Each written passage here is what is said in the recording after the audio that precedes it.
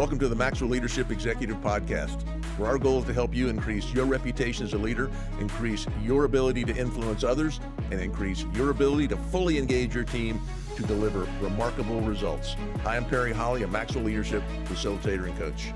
And I'm Chris Cody, Executive Vice President with Maxwell Leadership. Welcome and thank you. You said that for with joining. such authority, too. I love that. Well, I'm about to infuse some leadership into this. Fantastic. I am so excited about this. This is a practical podcast today about infusing leadership. You know, we talk about all the time, even us, where we go, we don't have enough time to do this. We don't have enough time to do that. And man, I'm super excited about some of the things that you've brought to the table to make it very practical for our listeners today. So I wanted to be very... That was It was good. It was Yeah, very it was good. Thank you. delivered well. Yeah, Jake's probably going to edit it out, but that's okay.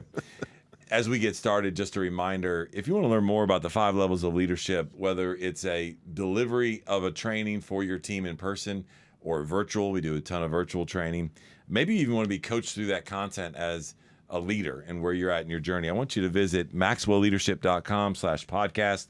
There you can fill out a form. You can leave us a question, maybe a comment about a future podcast that you would like for us to talk about. That's always very helpful as Perry goes in and creates all of our content for us. Well, today's topic, as I mentioned just a minute ago, we're going to talk about how, as leaders, do we infuse leadership in our team? What does that look like? Some people, they're not aware of it. They just don't know what they don't know. Some people don't have time. But we're going to kind of talk through this. And I know this is something that you wanted to bring to our podcast listeners because you hear about it often. Yeah, I was with a group of leaders, and I wasn't feeling the love. I wasn't feeling like they thought there was a lot in it for them. They were doing a pretty good job. And then I thought, you know, one of your biggest roles as a leader is to develop more leaders. So I just asked a simple question. I said, if I went into your department without you, and I asked the people on your team, are they leaders? Would they see themselves as leaders, or would they point to you as the leader? And all of a sudden, people started looking at their shoes, you know, thinking, well, what do you mean? I go, yeah, I think that most people, especially in the United States, I know that we've been trained that leadership is a position, it's the title, and that's what we're looking at. And so I'm not the leader, you're the leader. And I thought, you know what, I think we can do a lot to begin changing that mindset and help ourselves a lot along the way. But I wonder, why do you think that people on the team don't think they're leaders? It is something that, I've been working in John's world for on and off now over 25 years. And it still baffles me that people are like, oh, yeah, no, I'm not a leader. And I guess maybe it's just because you and I have grown up in consuming this content about leadership as influence to where it doesn't matter if it's in the workforce, doesn't matter if it's in your community, it doesn't matter if it's in your home. You have influence over people, over individuals. Or not. Or not. That's right. And so that's how we define leadership. It's not about the title. It's not about the position. And that's why we love and we really kind of unpack the 5 levels of leadership so much, because the power of connecting with people, producing with people, and then developing people really increases your influence with them. And doing it with the right motive, right? This is not a model and not saying we're saying, hey, you need to increase your influence so that then you gain. Right, it's that motive of making sure it's really pure, that it benefits the organization, it benefits the other person, and then it benefits you third. When we talk about influence, I have to remind them that influence, because we're often talking about leading down, the leader influencing my team. But influence is 360 degrees. Yeah. You lead down, of course, but you also lead up to your boss. I hope you're influencing your boss, and you lead across to your peers. Probably one of the most impactful pieces of influence you have is side to side, how you help and guide and participate with each other to do that. But, we call it, books have been written on leading from the middle, leading without a title. This is what the people on your team, they don't have the title, but do they have the influence? And, I always think about the law of the lid. I always teach this, and it's always law number 1, because without this, the other 20 don't matter, is that your ability to lead, let's substitute the word influence, your ability to influence will determine how effective you are, and I'm going to add, in all of life. Yeah, that's right. No matter where you are, home, work, community, if you have influence, you'll be more effective. If you don't, you won't. And so the idea with me is that, when I ask the leaders why they don't teach leadership on their team, why they don't infuse some leadership, what do you think the number one answer is? I don't have time to do I that. got no time What, for what that. do you want me to do that? Yeah. I want to go back to what you said just a minute ago, because you were talking about no matter where you're at, and you talked about places. You also talked just before that about no matter where you're at in the organization. It's so important to understand you still have influence. And I heard a little bit of excitement when you started talking about that, because you're so passionate about the 360-degree leader content. Matter of fact, you helped us with the coaching curriculum on that. That has been instrumental in leaders. And then this year, we've decided that we're going to take our 360-degree training course for teams, and we're going to redo that. We're going to update, and you're going to be leading that for us. And I think it's just it's a space that people sit in and they go, I am not a leader. And we're going, it doesn't matter the place, it doesn't matter the position you are. Now, with that being said, that people do tell us all the time, we just don't have time to develop people, to infuse leadership into other people. The other thing that they tell us is they just don't know how to do that. And that's understandable. And so what we're going to talk about today is just some practical ways, very simple, but hopefully profound, if you will, implement some of these ideas with your team. Yeah, and these are things that you and I have seen firsthand. We've witnessed it and seen the positive results. So I wouldn't bring it if I hadn't seen it. But I love these creative ideas. And just before you think, I can't add one more thing to my calendar, these are things I think you can do with things that are already on your calendar, which we've talked about before. But number one that I really enjoyed seeing was John has a daily reader that came out. It's called the Maxwell Daily Reader. 365 days, couple of paragraphs, 2 minutes, 3 minutes tops is what it would take. To do that and to introduce this to your team. I thought maybe you would share how we've seen that used. Yeah, let me talk about this, just a couple paragraphs. We're not kidding. This is a coffee table size book, and it's all on one page. So even if we said it was a one pager, you're like, oh, okay, that's great. It's going to take me 7 to 10 minutes to read it. And then no. It is simple point, a paragraph or two, and it's out. And what I love about this is we have an organization that we have the opportunity and the privilege to partner with that is all about production. I mean, it is about metrics. It is about KPIs. Every stand-up meeting they have every morning, it is, what did we do yesterday? What are we going to do today? Where's the numbers? And they began adding this daily reader into those conversations. And so not just the leader, obviously the leader shows the way, right? And they lead by example, but then they'll pass this around their stand-up meetings, and they'll read that day's clip and then talk about it right there, and then they dive into the metrics. What I love about this is we were on a conversation call, and you were on the call with me just recently, and the COO of this organization was like, hey, I know you guys are doing some group coaching with some of our executives on a monthly basis, and it's going really well. You know, we have this practice of starting most meetings, not just our stand-up, most meetings with the Daily Reader. Are you guys doing that on the group coaching call? I think we all got quiet. We're like, no, we're coaching leadership, right? We're going through. He goes, I'd like for you to start doing that. And I was like, man, it means so much to them inside their organization. And it's such a simple process, but it's a great tool. So again, it's the Maxwell Daily Reader, a small page. It's a great way to start meetings. And they do it every single morning inside their organization with over 12,000 employees. Yeah. He also shared that the CEO, founder of the company, when they get on a call with him, they said they all show up. They all got their reader hanging nearby because they can say, Chris, could you read today's reading? Yeah. Yes, sir. Thank you very much. You do not want to get caught looking for your reader. I think one of our coaches piped up and said, yeah, no, I'm coaching a leader that he was in one of those meetings and didn't have a book. That'll never happen again. Right. Yeah, I bought it on Kindle, so I have it on my iPad. I've got a copy on my desk. That's awesome. I can carry it with me on my phone. I'm ready if he calls on me to That's do good. that. Just encouraging you, if you don't have daily stand-up meetings, though, you could at your once-a-week team meeting have someone read the entry for that day or for something from that week. If you have them each reading it on daily on their own, have them ask them what was your favorite entry from this week. Just one person, just 2 minutes, 3 minutes, 5 minutes tops to review a leadership concept, and now you have infused a mindset of leadership into people that don't have titles, but they're leaders to do that. So just keep it simple, right? We don't have to get very philosophical. Just keep it simple and have conversations. Leaders, you know better than anyone that growth is essential if you want to make tomorrow better than today. But fitting growth into your calendar takes intentionality and self-discipline. So, let Maxwell Leadership help make your growth achievable. You're invited to join thousands of worldwide leaders in using the Maxwell Leadership Growth Plan.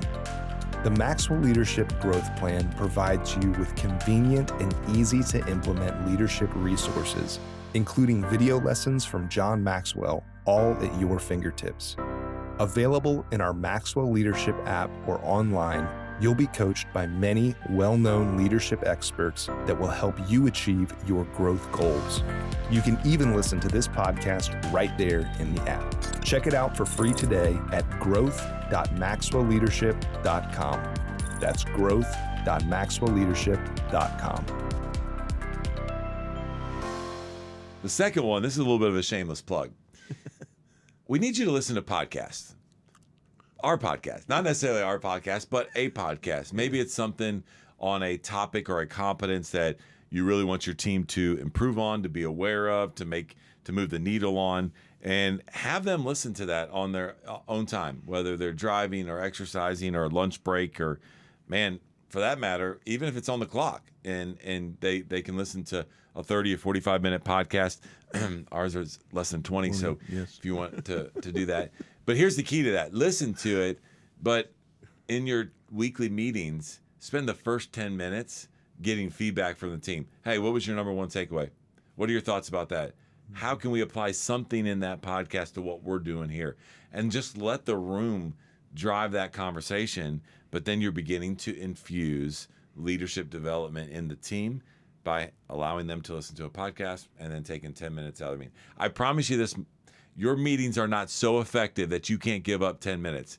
Matter of fact, our team probably wishes, I'm not even going to ask you about our team meetings because you don't even want to show up at them. No, that's my least favorite. He said, and that's the truth. There's 10 minutes that you can just at the beginning just say, hey, let's talk about this. I wanted you to listen to it last week and do that. Podcasts are a great source to be able to do that. I have one organization that we have group coaching with, and their leader, they're all dispersed. They're not local. So they're all over the United States. And the leader texts his takeaway, one takeaway from the podcast every day, every morning when he comes out of the gym. He says he listened to us, and then texts to the team, and then tries to get a thread going with them. Again, not something added to his calendar, just a moment of conversation starters to say, what are you hearing? What are you thinking? How are you doing that? I just had this image that he's going to be walking out of the gym after listening to this podcast, and he's going to be like, here's my favorite thing about the podcast. They talked about me, sending it to you. What do y'all think about that? I see that coming down the road. Number 3, I've seen this one used, and actually I think we did it here, probably before I joined, but I've heard you and I knew each other before, but talking about the 21 laws of leadership, one law per month from the book. So the way I've seen organizations do this is bought everybody a copy of on your team, a copy of the 21 laws, one of John's first bestsellers, and is still, I think, in the 25th year of that or more. And taking one law a month and then passing it around, letting people, somebody different teach it at the team meeting, again, 10 minutes or less on this law. This is what it meant. Everybody should have read it so they can all speak into it. But again, just infusing leadership moments. And you've done the 21 laws. Yeah, we want to be inside our organization. We really want to live out what we do. And we want to be a product of the product. And so we did that. We went around 21 people, had 10 minutes, and it was once a month. It took a little while to get through them. But we knew that, and it almost became a competition of who was going to have a better presentation. So people started bringing in video clips and PowerPoints, and then it got a little longer than 10 minutes. And so for those that went first compared to when we stopped, there was a big difference in the quality of the presentation. But what was really cool about it, and this, is that, man, when you listen to a conversation or a lesson, you learn some things. When you prepare and teach it, you learn it tenfold. Yeah. And so we had 21 different people inside the organization really comprehend that law at a different level and impacted and infused leadership in them, but also added value to the team. And it was a lot of fun to do that. And so we would highly encourage the 21 laws of leadership just from a book standpoint for you to go with your team. Number 4, this is kind of saying in that same track, we have a ton of leadership teams. that do a book club, in essence. Not John's books. That's great if they are, but all kinds of different books. Extreme Ownership, I know, is a big one. You talk about different types of books depending on where the team is that year, that quarter, that focus. But it's part of their conversation, and they have come prepared to discuss their thoughts around a chapter a month on that book. They're not trying to weigh them down. I believe anybody could read a chapter a month, back to some of your irreducible minimums. And then they talk about it, and it's just a powerful way to talk about leadership in your meetings. I like this one a lot, and they do jump between Patrick Lencioni, John Maxwell, any of the topic. You find the topic that you like, like I said, Extreme Ownership and Jocko and Leif, and it just really there's so much, but making it small. Can't iterate this enough, is that if you make it big, they will not do it. You will not do it. It gets burdensome. But I kind of made my life motto, you talk about irreducible minimums, was small things done daily, consistently, over time, remarkable results. Small things done daily, consistently, over time, remarkable results. And I just know that these small things compound over time. You'll think, well, we did 5 minutes of a daily reader. That can't possibly mean anything. Not today, but after 6 months, when you've done, 22 of them, people start to notice. It starts to compound. These little small incremental things start to pile on for that. I'll tell you this. Let me share this. I had the opportunity maybe a couple weeks ago with one of the teams I have the privilege of being a part of with. I took 5-10 minutes and just talked a little bit about intent versus perception gap that we talk about in the 5 levels of leadership. And I had some conversations in the last couple of days. People would come to me and be like, man, I really listened to what you said. I want to make sure that the way I received it and the perception of what's going on was the intent behind it. And it was just me taking a podcast, a lesson that you and I have done, some training we've done, and just sharing that with the team. And now I see it coming back as part of our common language. So as you do that, what ends up happening is you build that common language within the team. Their beliefs begin to change, and then you'll see behavioral change around that leadership. So fantastic. The last one we'll share today, but I'm sure there are more ways to do this. But the ones that we've seen, I just call this a TED Talk review. Was one of the leaders that I work with would go to YouTube and look for TED Talks on a topic that was interesting to the team. TED Talks are all 18 minutes or less. Have them watch that during a week, and then on the weekly team meeting, be able to just share and do the back and forth for 5 to 7 minutes. He said, not big, not heavy, but exposing people and asking people to invest a little in themselves. You have to invest 18 minutes during the week. You can watch 3 or 4 minutes a day to get that if you can't do it at one sitting. But I just love that idea of putting powerful things in front of people. I know one guy I was coaching with, he wanted something a little different. I could tell, and I said, what if I got Harvard Business Review articles? And I just started passing him a Harvard Business, an HBR article, and say, let's talk about this on our next call. There's all kinds of resources and tools that you can start to put in front of your team that will help infuse this idea that you can lead from wherever you are because it's influence, not your position.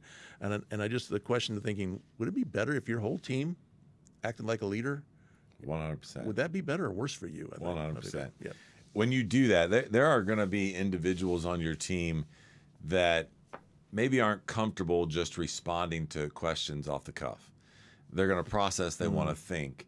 So what I want to encourage you to do, if you have some of those teams, some of those people on your team, maybe mix it up a little bit. Maybe in this situation, in regards to the TED Talk, that you assign the TED Talk and then you give them 3 questions to be thinking about. Here's 3 sample questions that Perry provided for us that maybe you can just share these, and these are the questions that you go around and answer so that they have time to think about it and prepare for it. Number 1, what was your number 1 takeaway from the lesson? We've shared that here. Number 2, how does what you consumed in that talk or in that lesson, how does that impact or apply to you personally? And then number 3, how what you consume, does it apply to our team or our organization? How do we get better because of that? And I think those are 3 great questions, simple questions. But you will have some people on your team that will not necessarily speak up. We want them to participate. So switch it up and give some of the questions ahead of time. And I think giving it ahead of time is the secret there to do that. And I just can't, I said it once, but the magic sauce here is small, daily consistency. Those types of things is what really that compounds into these great results. Yeah, as we wrap up, and just building off of that, the comment that I wrote down here was, this is simple but not easy. But with intentionality, it's both simple and easy. And I think if you're intentional about it as leaders, with these just practical tips, it doesn't have to be perfect. You're not giving a speech to, you're not giving an address to the United Nations. Like, just start, to your point. Just do some things small. They don't have to be perfect. They can be practical. They can be conversation starters. And if you're intentional about it, it'll make a difference. Just say it was like you and I. You and I will read something, and then we start to share what we. Yeah. That's a big question. You always ask it. What's your number one takeaway? That's where I got that from you. I thought you and I started talking about it. You see something I didn't see. I see because you're in a different place than I am. I'm in a different place. So when you get 7, 8, 10 people on a team talking about it in a 3-minute, 5-minute, 7-minute segment of your team meeting, you might be surprised what other 100%. People see, and it just you start. Harvesting these great truths that you might have even missed personally to do that. So I'm sorry. No. One of my favorite things that we do when we're with teams and we're facilitating content or consulting with them, as we go into breaks, and I know especially at the end of the day, we'll have everybody go around the room. We have 20 people in the room. We say, what's your number one takeaway from the day? Mm-hmm. I learn more from that than most of the time what I learned from the entire day of either facilitating or listening or observing, because to your point, everybody has a different optics and a lens to it, and they're absorbing it in a different way. They're hearing things differently that I might just not hear. And so those are my favorite times of some of the trainings that we do, is before we go to break. I'll just sit back sometimes, and there's 20 people in the room. If we did it 3 times that day, all of a sudden I'm going to have 60 different points and top ideas that I can then go back and kind of pick out which one was most impactful to me and work on that one. Terrific. Well, hope you put some of these to work. And again, if you'd like the learner guide for this episode, learn more about our offerings, or leave a question or a comment, you can do all that at maxwellleadership.com/podcast. We love hearing from you. Very grateful you'd spend this time. That's all today from the Maxwell Leadership Executive Podcast.